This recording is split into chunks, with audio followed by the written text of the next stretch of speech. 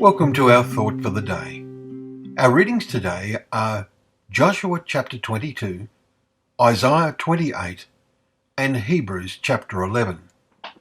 And our theme is Events as Yet Unseen. As we examine all the varying parts of some chapters in God's Word, we marvel more and more at their message and meaning. Hebrews chapter 11 is outstanding in this. We should be familiar with it as the faith chapter. Real, genuine faith. A conviction in our hearts about things not yet seen with our eyes is the engine which drives those seeking to live righteous lives. When that engine falters and then fails through lack of fuel, we are in trouble. Our vehicle leaves the narrow way, and some vehicles crash disastrously. Many examples of men and women of faith are given in today's chapter. The one that is the most appropriate example for us is probably Noah. Verse 7 tells us, "By faith Noah, being warned by God concerning events as yet unseen, in reverent fear constructed an ark, and became an heir of the righteousness that comes by faith." It's not clear how many years it took Noah and his sons to construct that massive 500-foot long boat with 3 decks. It could have been nearly 100 years when we look at Genesis chapter 5 and verse 32 and chapter 7 and verse 6. We can imagine there was such scoffing by those people around him.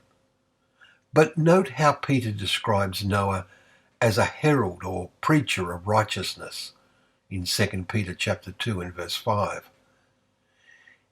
So he had a very positive attitude of mind, and that arises from truly genuine faith.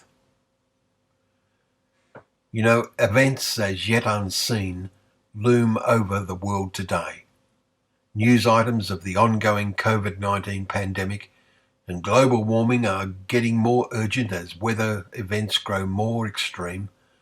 Events surrounding the Holy Land, especially on the annexation issue, are reaching crisis proportions and appear totally unsolvable. The United Nations is impotent. No solution is in sight. But God has the ultimate solution.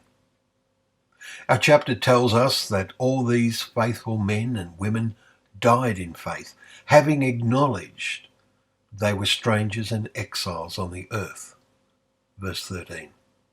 Strangers, exiles, people possessing a different set of values because they have a different vision of the meaning of life.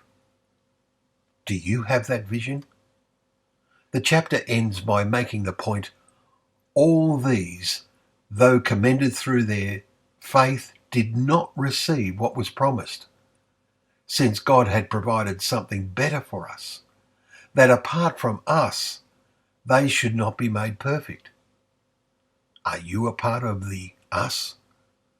Are you making sure that God's word is providing you with ample fuel for your faith? Well, thank you very much for joining us on Thought for Today. And we hope that your faith is being fueled every day. God bless.